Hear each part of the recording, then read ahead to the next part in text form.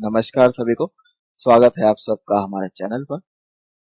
So guys, आज हम exercise 4.5 start कर रहे हैं, चैप्टर नंबर 4 डिटर्मिनेंट्स। ठीक है, 4.4 तक हम ऑलरेडी कर चुके हैं, तो जल्दी से देखते हैं क्वेश्चन नंबर 1 क्या है हमारा। हाँ जी, so question is examine the consistency of the system of equations in exercise 1 to 6। ठीक है, चलिए कंसिस्टेंसी बताने हैं, एग्जामिन करना है, तो पहले एक बार कॉन्सेप्ट रिवाइज करा दें। अच्छा, ऐसा है, देखो, जैसे इस सिस्टम को तो हम A X equals to B form में लिख सकते हैं, पहली बात। ठीक है, ए क्या है यहाँ पर? Coefficient matrix, x is variable matrix, और बी जो है ये कांस्टेंट मैट्रिक्स। ठीक है, जैसे फॉर एग्जांपल, जैसे फर्स्ट क्वेश्चन को अगर हम लेके चलते हैं, तो यहाँ से ए मैट्रिक्स क्या बनेगी?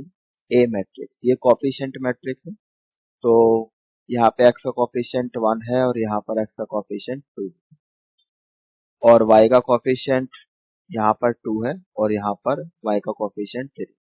तो ये मैट्रिक्स ये बन गई। x एक वेरिएबल मैट्रिक्स है, कितने वेरिएबल यूज हो रहे हैं? दो।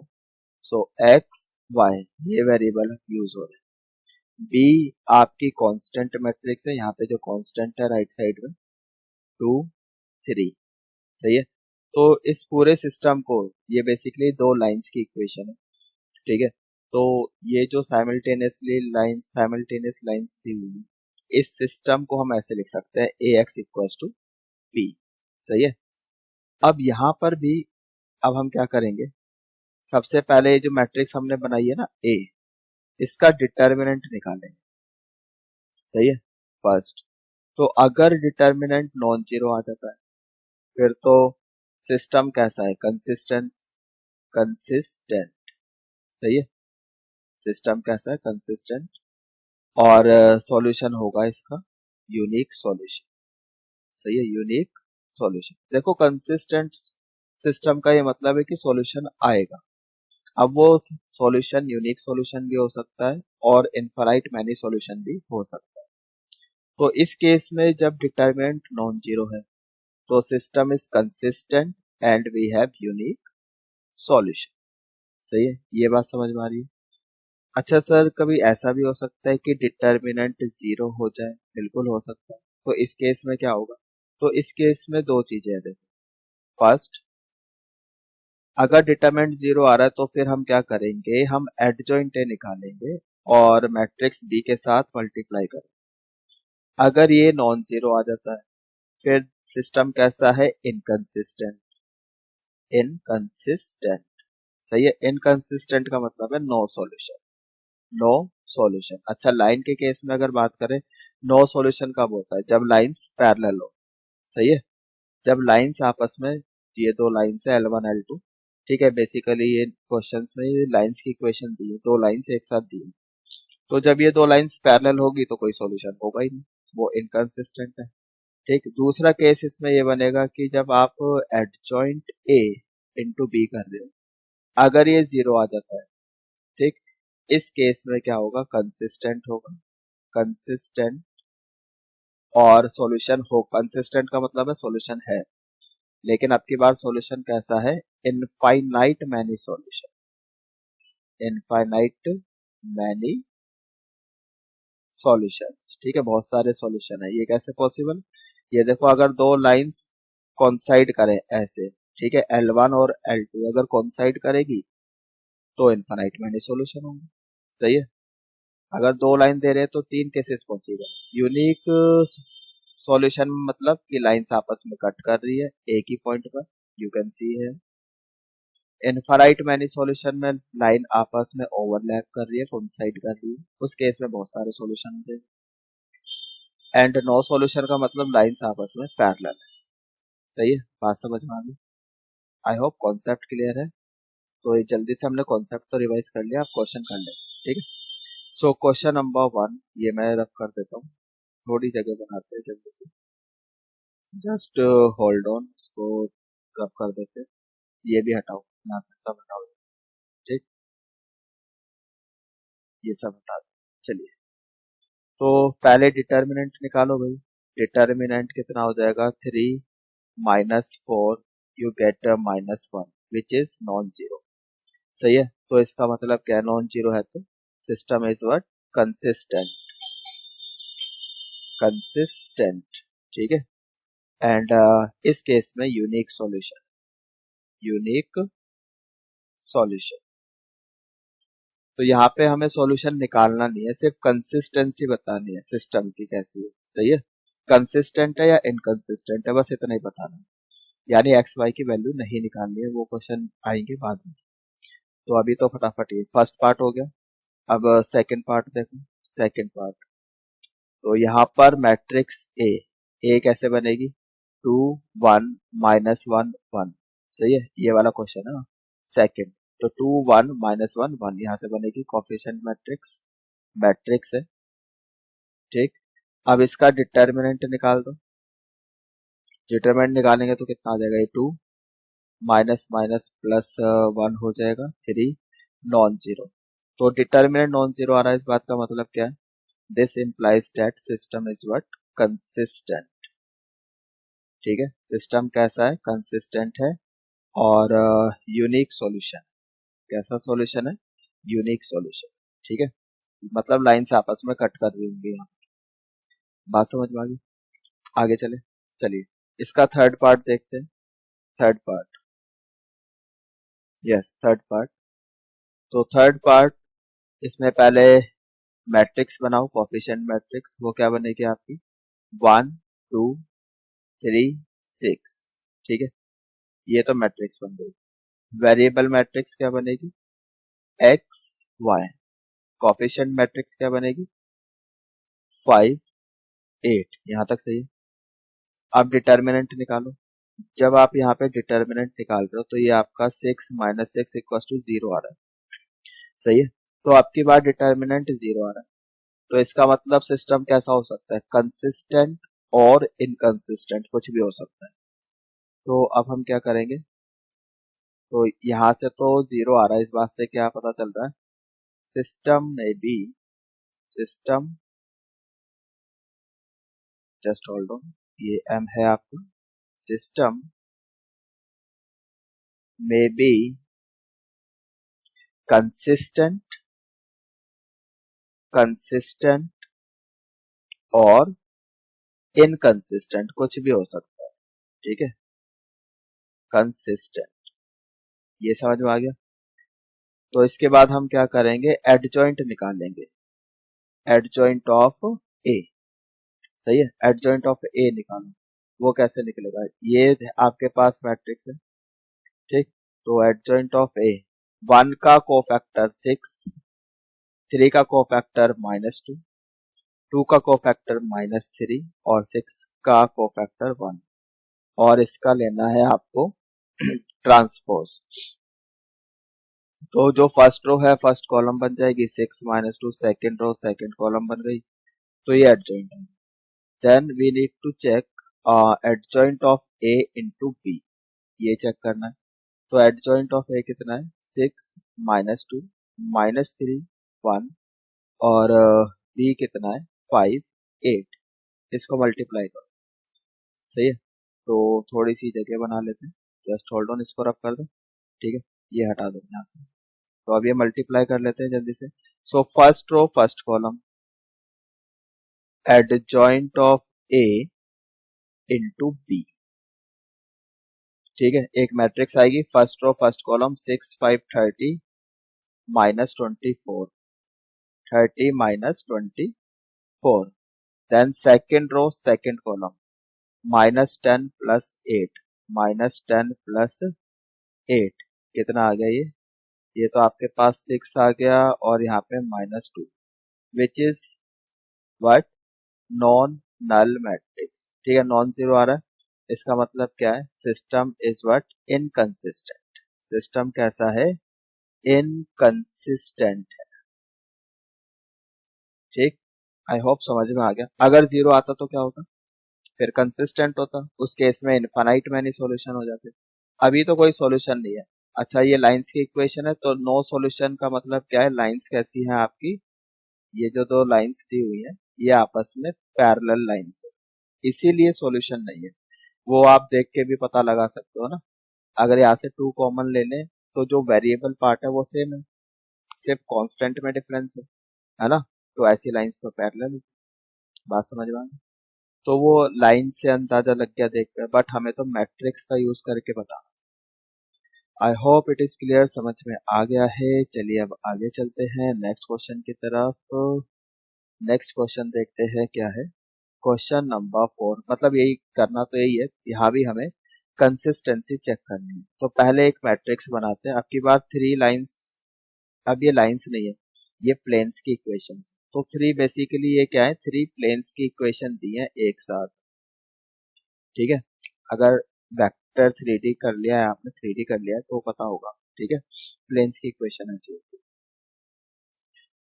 तो यहाँ पर मैट्रिक्स ए, वो तो कोफिशिएंट मैट्रिक्स है, 1 2 ए, 1 2 ए, 1 3 ए, 1 3 ए, सही है। 1 2 1 2 2 ए, ऐसे बनेगी। अब यहाँ पे आप डिटर्मिनेंट निकाल दो। Determinant first row first column hide करो, कितना बच रहा है आपके पास, 3 ए 2 2 ए, इतना ही तो बचेगा। Then -1 determinant first row second column hide कर लो, 2 ए 2 2 ए, यहाँ तक सही है। Then plus first row third column hide करो, 2 ए 3 ए, यहाँ तक ठीक है। Now this is 3 into 2a, we get 6a minus 2a, यहाँ तक सही है। Minus you get 4a minus 2a plus 2a minus 3a, सही है। ये कितना हो जाएगा, 4a, एंड यहाँ पर माइनस का 2a एंड माइनस a, ठीक। तो भाई ये आपका 4a minus 3a that is equals to a which is non zero. तो डिटर्मिनेंट यहाँ पे नॉन जीरो आ रहा है, ठीक। Since determinant is non-zero, this implies that system is what, consistent। तो भाई ये आपका कंसिस्टेंट सिस्टम है और यूनिक सॉल्यूशन है, सही है। आई होप समझ में आ गया है। नेक्स्ट क्वेश्चन की तरफ चलते हैं। नेक्स्ट क्वेश्चन क्या है, क्वेश्चन नंबर 5। इसमें भी कंसिस्टेंसी चेक करनी है, तो मैट्रिक्स ए बनाओ जल्दी से। ये बनेगी 3 2 3 -1 -1 -5। और जस्ट होल्ड ऑन, इसको ना पहले आप देखो इधर, सही से देखो। 3x - y - 2z equals to 2। Second वाली इक्वेशन में यू कैन सी कि x वाली टर्म है ही नहीं, तो मतलब 0 into x तो लिख ही सकते हो, है ना। So plus 2y minus Z equals to -y, यहाँ तक सही। Then we have 3x -5y, अब यहाँ पर जेड वाली टर्म नहीं है, तो प्लस 0 जेड तो लिख ही सकते हैं, इक्वल्स टू 3, सही है। तो अब यहाँ से एक कोफिशिएंट मैट्रिक्स बनाओ आप, 3 0 3 -1 2 -5 -2 -1 0। तो ये आपकी एक कोफिशिएंट मैट्रिक्स, सही है। डिटर्मिनेंट निकालो इसका। Determinant, so 3 first row first column hide करो, you will left with only 2 -5 -1 0, positive negative positive, so ये माइनस माइनस आपका प्लस हो जाएगा, so +1। First row second column hide करो, then you are left with 0 3 0 3 -1 0, यहाँ तक सही है। Then -2, first row third column hide कर दो, तो 0 3 2 -5, यहाँ तक ठीक है। चलिए, तो अब ये जो डिटर्मिनेंट है इसको एक्सपेंड करो, तो ये 0 माइनस माइनस प्लस, एक माइनस बीच में, तो -5 प्लस 0, ये -3 आएगा, एक माइनस बीच में आता है इसलिए प्लस का 3, -2 0 -6 इतना आ गया। So we get -15, 3 into -5 -15 +3 and -2 into -6 we get -12। यहाँ तक सही है? ठीक है, तो कितना आ जाएगा ये आपका? अच्छा, यहाँ पे माइनस इंटू माइनस प्लस, तो ये +12 हो गया। सही है, तो जी ये आपका -15 +15 कैंसल 0। तो यहाँ पर तो डिटर्मिनेंट 0 आ रहा है। इस बात का मतलब क्या है? सिस्टम आपका कंसिस्टेंट भी हो सकता है, इनकंसिस्टेंट भी हो सकता है। ठीक, तो डिटर्मिनेंट आपका 0 आ गया। तो नाउ अब हम क्या करेंगे? एडजॉइंट निकालें, एडजॉइंट ऑफ ए। उसके लिए क्या करना पड़ेगा? उसके लिए तो हमें कोफिशिएंट में कोफैक्टर मैट्रिक्स बनानी पड़ेगी। C11 C12 C13 C21 C22 C23 C31 C32 C33 और उसका लेना पड़ेगा ट्रांसपोज। ठीक है, तो जल्दी से कर लेते हैं। थोड़ी जगह बनाता हूँ, ये रफ कर दो। ठीक है, इसकी कोई जरूरत नहीं है, पता चल गया डिटरमिनेंट 0 है।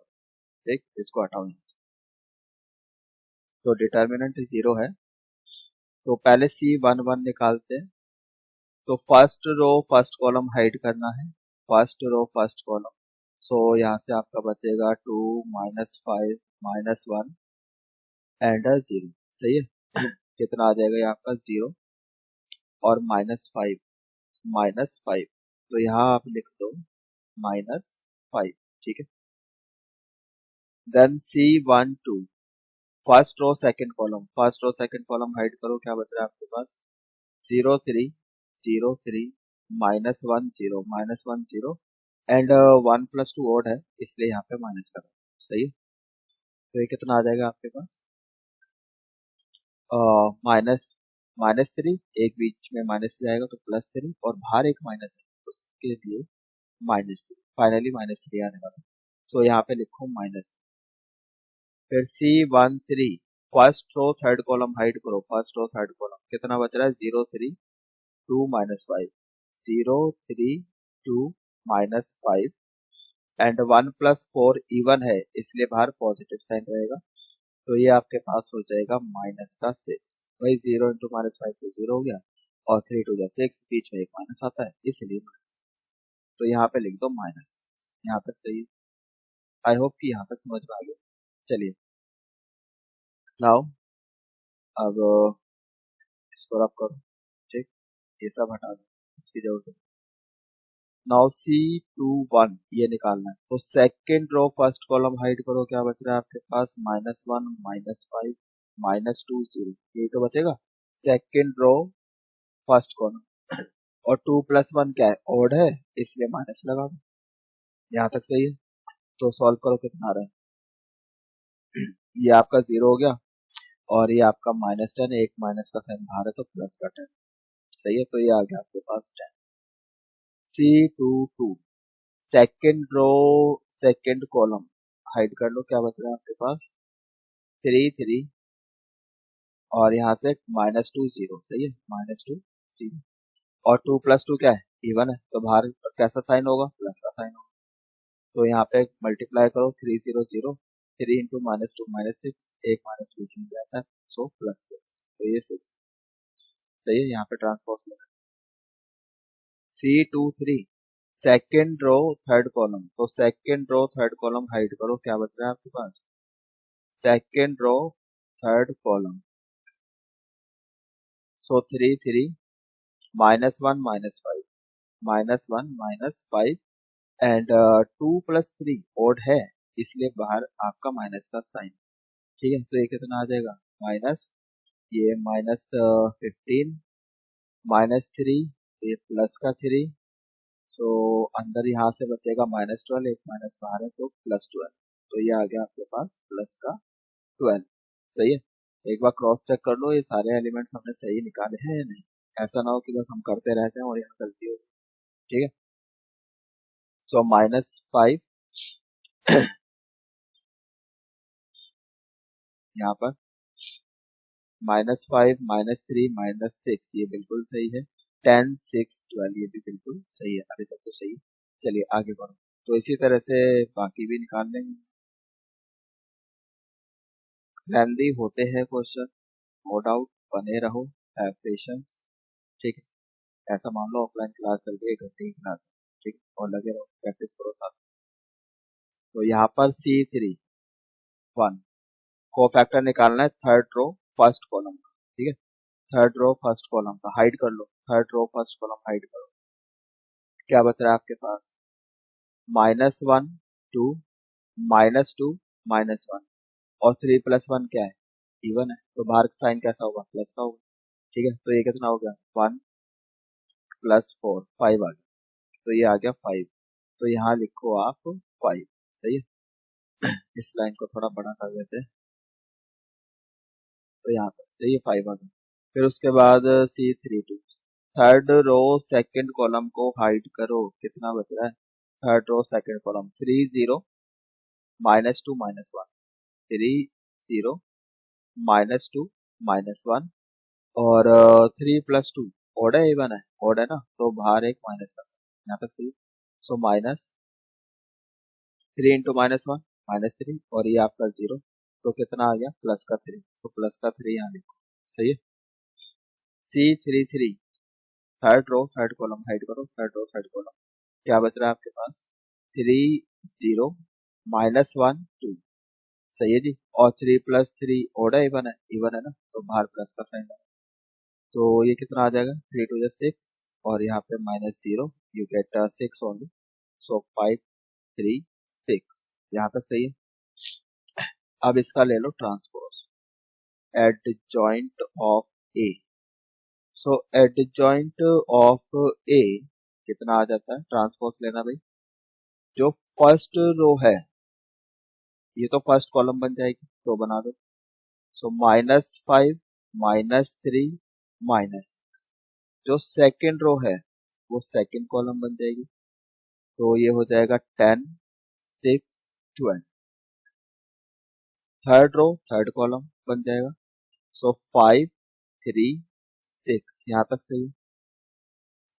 तो ये एडजॉइंट है हमारा बिल्कुल सही है।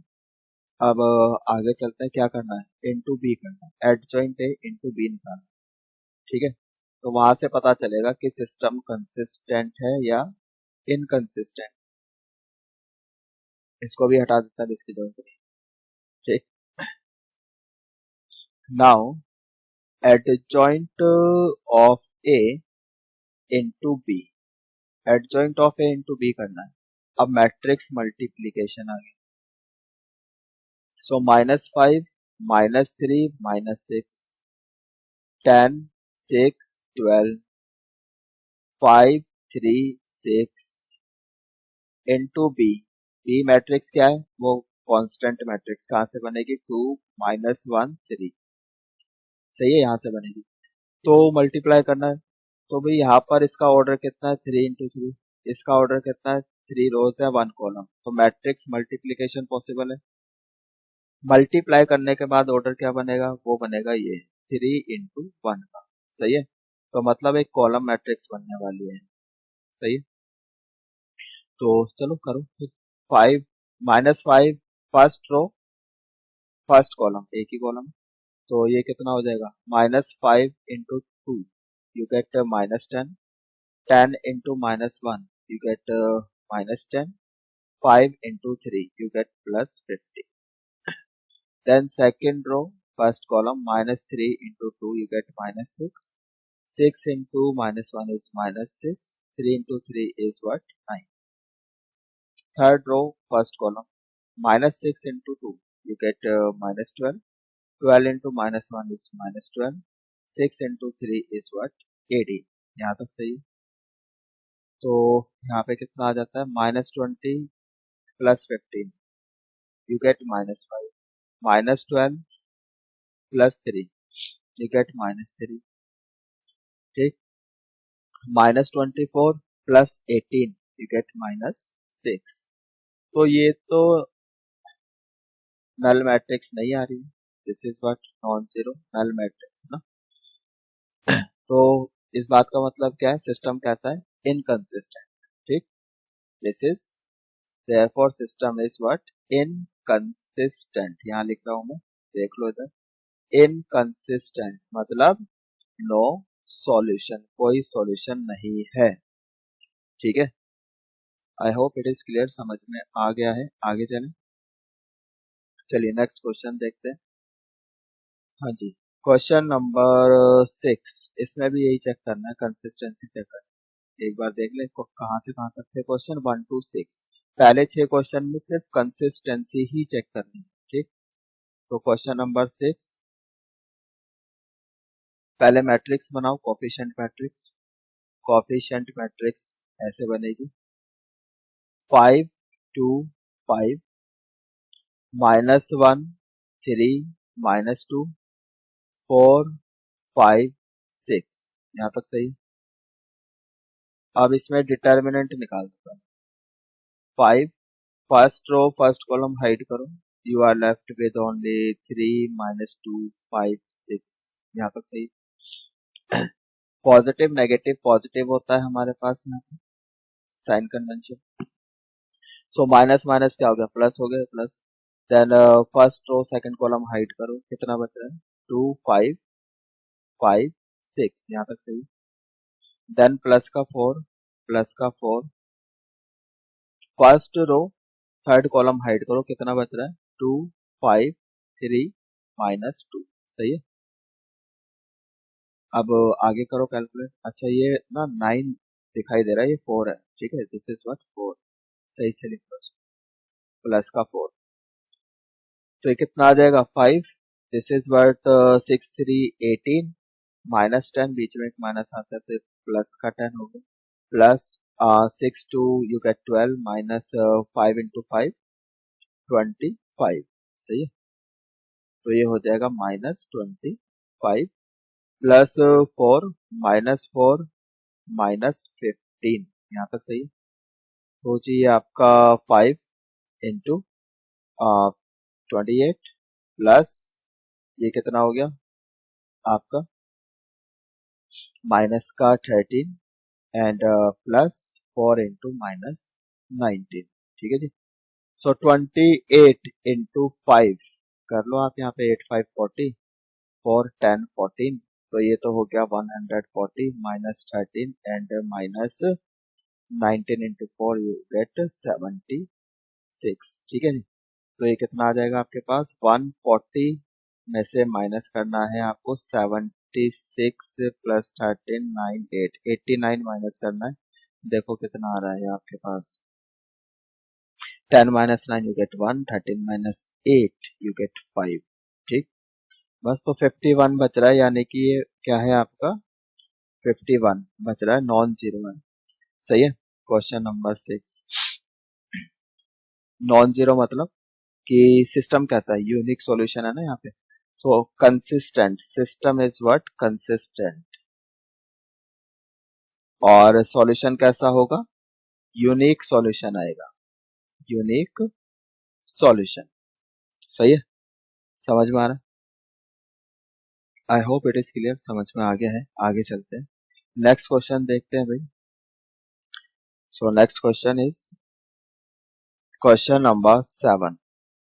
सो क्वेश्चन नंबर 7 में क्या करना है, आपकी बार सॉल्व करना है। ठीक है, यानी एक्स एंड वाई की वैल्यू निकालनी है।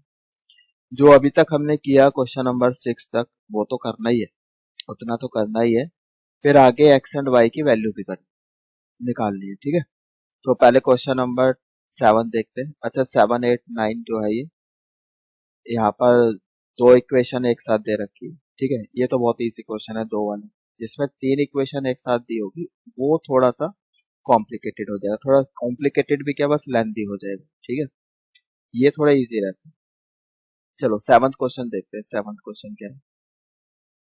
तो पहले मैट्रिक्स ए बना लो। मैट्रिक्स ए क्या बनेगी भाई, कोफिशिएंट मैट्रिक्स है 5 7 2 3, और variable matrix is X Y, constant matrix is 4 5, सही है। तो ये जो पूरा सिस्टम है, ये A X equals to B type का, ठीक है, इस फॉर्म में लिख सकते हैं इसको, सही है।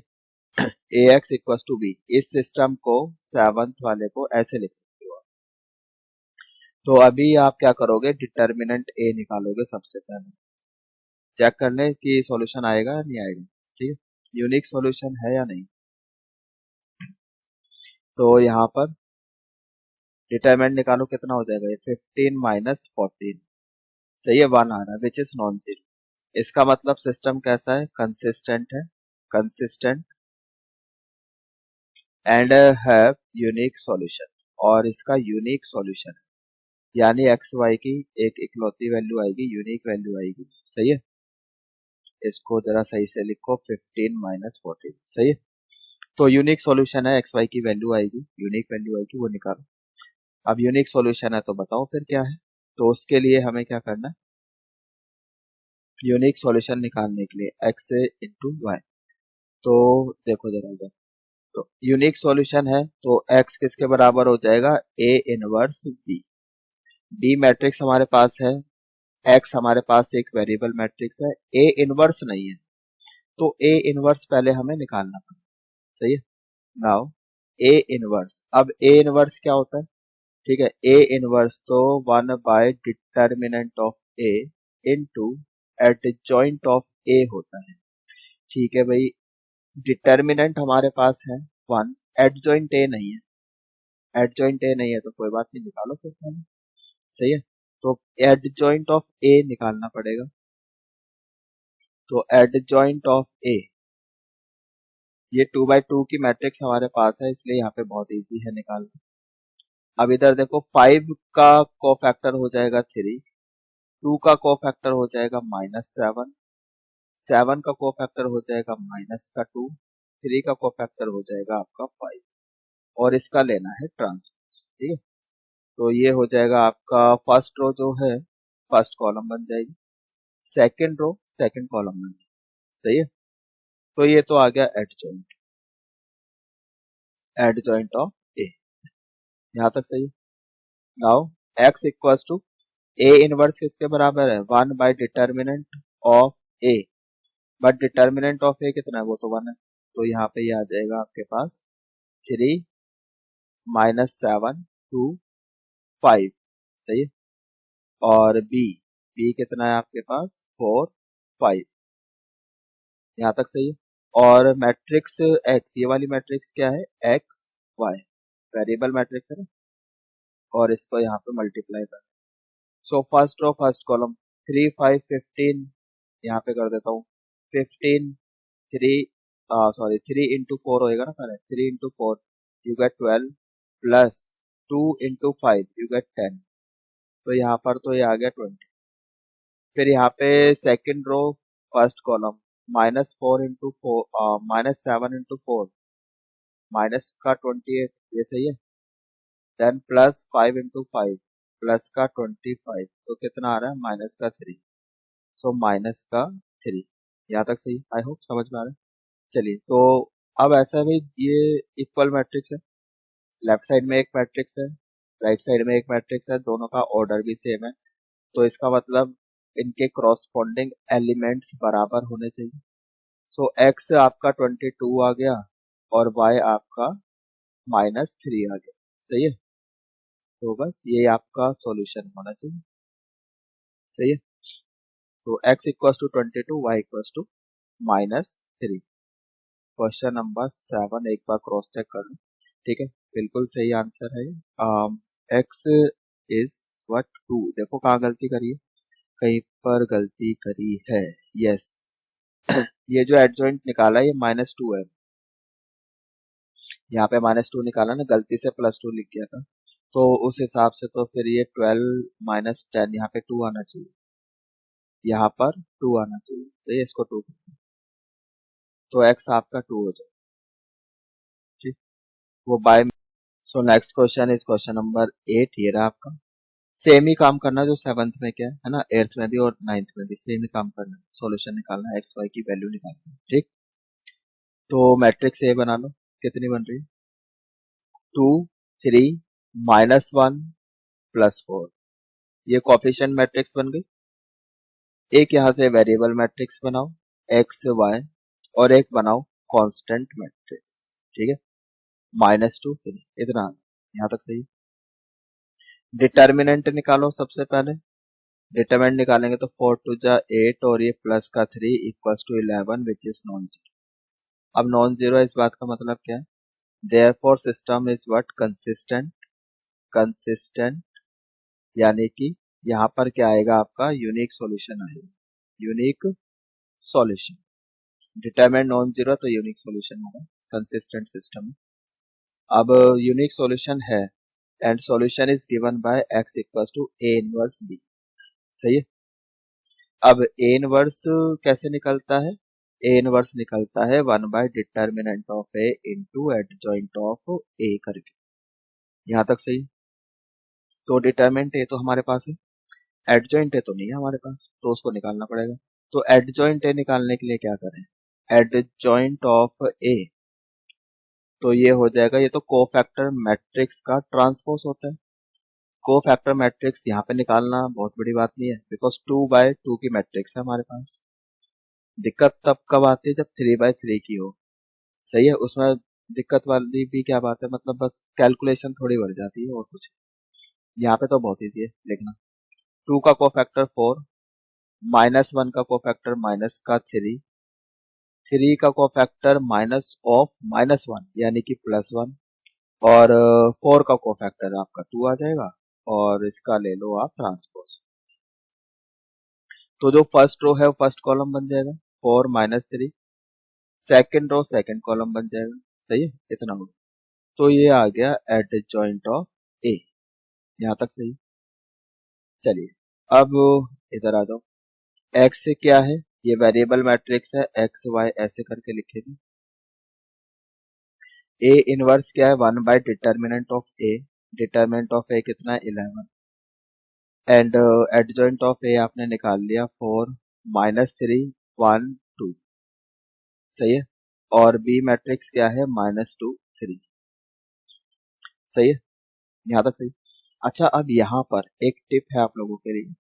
अब बहुत सारे बच्चे क्या करते हैं, ये जो डिटरमिनेंट हम निकाल रहे हैं, जैसे 11 निकाला था, 1/11 को पहले अंदर मल्टीप्लाई करेंगे यहाँ पर, फिर इस वाली मैट्रिक्स का इसके साथ मल्टीप्लाई। तो ऐसा करोगे तो आपको कैलकुलेशन फ्रैक्शंस में करनी पड़ेगी, ठीक है, जो आपका बहुत सारा टाइम ले जाएगी। तो आप तो क्या करो, ये वाला, ये जो वैल्यू है 1/11, इसको बाद में मल्टीप्लाई करना है, पहले आप इस मैट्रिक्स को मल्टीप्लाई कर दो, वहां फिर आपको खाली इंटीजर में डील करना होगा, सही है। तो 1/11 इसको मैं भारी रखूंगा अभी, इन मैट्रिक्स को मल्टीप्लाई कर रहा हूँ। सो 4 इंटू -2 -8 +3 माइनस का 5, यहाँ पर प्लस का 6 यू गेट 12 है, सही है। सो एक्स वाई इतना आ गया, फिर एक्स वाई, डिवाइड नहीं लगेगा, मैट्रिक्स है ये, ठीक, एक्स वाई कितना हो जाएगा, अब ये अंदर मल्टीप्लाई कर दो, ठीक है, तो ये हो जाएगा -5/11 12/11, सही है, ये इतना। सो एक्स कितना आ गया, एक्स आ गया -5/11, और वाई कितना आ गया 12/11। तो ये आपका फाइनल आंसर, ठीक है, एक्स -5/11 वाई 12/11, समझ में आ गया। तो इस ये जो मैंने आपको टिप दी है इसका खास ध्यान रखना, ठीक है, बहुत सारा आपका टाइम बच जाएगा। यहाँ पे बच्चे अक्सर गलती करते हैं, मैंने देखा है, ठीक है, हमारे भी क्लासेस में बहुत बच्चे ऐसी गलती करते हैं। फिर फ्रैक्शन में कहीं जब कैलकुलेशन, मतलब फ्रैक्शन में तो ऑब्वियस है गलती होने के चांसेस ज्यादा हो जाते हैं जब आप सॉल्व करते हो ना फ्रैक्शन में। चलिए बाकी आपके ऊपर है। चलिए नेक्स्ट क्वेश्चन देखते हैं, question number 9। Question number 9, matrix बनाओ पहले तो। मैट्रिक्स ए, कोएफिशिएंट मैट्रिक्स क्या बनेगी, 4 3 -3 -5, ठीक है। वेरिएबल मैट्रिक्स क्या बनेगी, एक्स वाई, यहाँ तक सही है। मैट्रिक्स बी क्या बनेगी आपकी, कांस्टेंट मैट्रिक्स, हाँ जी जल्दी बताओ, यहाँ से कॉन्स्टेंट से, ठीक है, राइट साइड में जो है 3 7, यहाँ तक सही। अब क्या करना है, डिटर्मिनेंट निकालना है, निकालो, बहुत इजी। तो -20 और माइनस माइनस प्लस हो जाएगा, प्लस का 9 कितना आ गया, माइनस का 11, सही है, विच इज नॉन जीरो। अब बताओ अगर डिटर्मिनेंट है नॉन जीरो तो क्या होगा, ऑफकोर्स क्या होगा, कंसिस्टेंट। सिस्टम कैसा है, कंसिस्टेंट है। सॉल्यूशन कैसा होगा, यूनिक सॉल्यूशन होगा, यूनिक सॉल्यूशन, ठीक है, ये होगा। चलिए अब क्या करना है, अगर यूनिक सॉल्यूशन है तो सॉल्यूशन कैसे निकलेगा, वो तो ऐसे करके निकलेगा, x equal to A inverse B करके, सही है। अब b हमारे पास है, x हमारे पास है, a इनवर्स नहीं है। a इनवर्स कैसे निकलता है, वो तो 1 by determinant of a into adjoint of a करके निकलता है। डिटर्मिनेंट तो है हमारे पास, एडजॉइंट नहीं है, तो एडजॉइंट a कैसे निकालोगे, एडजॉइंट ऑफ a, ये तो कोफैक्टर मैट्रिक्स का ट्रांसपोज होता है। तो कोफैक्टर मैट्रिक्स बनाओ पहले, कोफैक्टर मैट्रिक्स, 4 का कोफैक्टर -5 तो +5, सॉरी 4 का तो 5 ही हो जाए, सेम रहेगा -5, ठीक है, -5 एंड -3 का कोफैक्टर इज -3, यहाँ पर 3 का कोफैक्टर -3 है ना, तो ये हो जाएगा यहाँ पर 3 और -5 का कोफैक्टर हो जाएगा 4, ये सही है। चलिए तो इसका लेना है ट्रांसपोज, ट्रांसपोज जब आप लोगे तो क्या हो जाएगा, जो फर्स्ट रो है फर्स्ट कॉलम हो जाएगा -5 -3, सेकेंड रो सेकेंड कॉलम बन जाएगा, सही है। तो ये आ गया एडजॉइंट ऑफ ए। नाउ अब x कितना है, यहाँ पर वेरिएबल मैट्रिक्स है, A inverse 1 by determinant of A, determinant कितना है -11, और ये आ गया आपके पास -5 -3 3 4 और बी मैट्रिक्स कितनी है 3 7, सही है। अब जो मैंने टिप आपको अभी दी थी 8th क्वेश्चन में, वही यहाँ पे अप्लाई करनी है। -1/11 पहले अंदर मल्टीप्लाई नहीं करना है, सही है। अपनी लाइफ को इजी बनाओ, ठीक है, फालतू में क्यों परेशान करना है अपना आप, ठीक है। तो अभी इसको तो भारी रहने दो, -5 इंटू 3 कितना हो गया, -15, यहाँ कर लो, ठीक है, -15, 3 इंटू 7 कितना हो गया, प्लस का 21, सही है। तो कितना आ गया ये आपका, प्लस का 6, -3 इंटू 3 माइनस का 9, 4 इंटू 7 यू गेट 28, सही है, कितना आ जाएगा 19 आ जाएगा, ये 19 आ जाएगा। अब अंदर मल्टीप्लाई कर सकते, ठीक है, ये हटा दूंगा, इसको रफ करो, इसकी जरूरत नहीं, ये रफ वर्क भी हटाओ, ठीक, ये इसको भी हटाओ। चलो इसके बाद यहाँ आ जाओ सीधे, अब मैट्रिक्स है ये एक्स वाई, और इधर देखो, अब ये अंदर मल्टीप्लाई कर सकते हो, अब कर लो, तो ये -6/11 हो गया, और ये आपका -19/11, यहाँ तक सही। अब सेम ऑर्डर की मैट्रिक्स है, इक्वल मैट्रिक्स है, तो करॉस्पॉन्डिंग एलिमेंट्स भी बराबर होने चाहिए। सो एक्स कितना आ जाएगा, -6/11, और वाई कितना आ जाएगा, -19/11, सही है, समझ में आ गया। तो भाई ये आपका फाइनल आंसर, आई होप समझ में आ गया। तो ठीक है, आज इस लेक्चर में इतना ही करते हैं, बाकी कंटिन्यू करेंगे अपने नेक्स्ट लेक्चर में, ठीक है। तो ठीक है, मिलते हैं फिर अपने नेक्स्ट लेक्चर में, तब तक के लिए बाय, टेक केयर।